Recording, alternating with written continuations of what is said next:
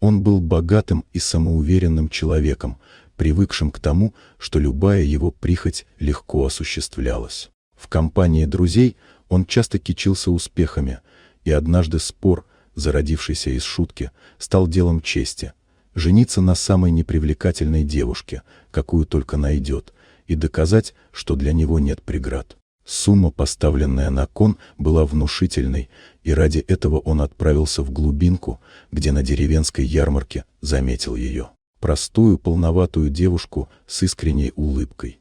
Знакомство прошло легко, она была наивна и открыта, а он играл роль заботливого и внимательного поклонника. Для нее его внимание казалось подарком судьбы. Она влюблялась с каждым днем сильнее, мечтая о новой жизни, о доме, о будущем рядом с человеком, который, как ей казалось, разглядел в ней нечто большее. Но однажды вечером, случайно проходя мимо комнаты, где он беседовал с друзьями, она услышала все. Услышала каждое слово, каждый насмешливый тон, каждое упоминание о деньгах. Ее сердце сжалось, но она не выдала себя. Она улыбалась на следующий день, слушала его сладкие речи, но в глубине души созревал план.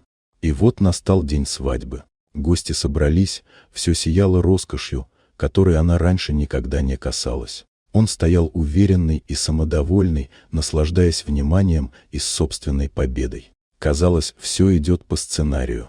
Но когда настал момент, когда ей задали вопрос, готова ли она связать с ним жизнь, она подняла голову, и ее улыбка уже не была мягкой и робкой. В ее взгляде блеснула сила, о которой он даже не подозревал. С гордой усмешкой она произнесла твердое «нет» и добавила слова, от которых воздух в зале словно застыл. «Я не хочу связывать жизнь с человеком, у которого такое маленькое мужское достоинство».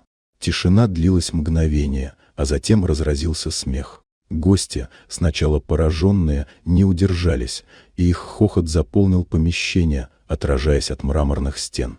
Он стоял, побледневший, лишенный своей уверенности, не в силах пошевелиться. Она же, не оборачиваясь, вышла прочь, оставив его гореть в собственном позоре.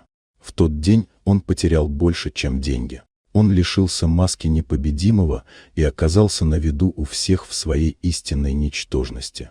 А она ушла с высоко поднятой головой, уже не наивная деревенская девушка, а женщина, сумевшая победить там, где он думал, что выиграет.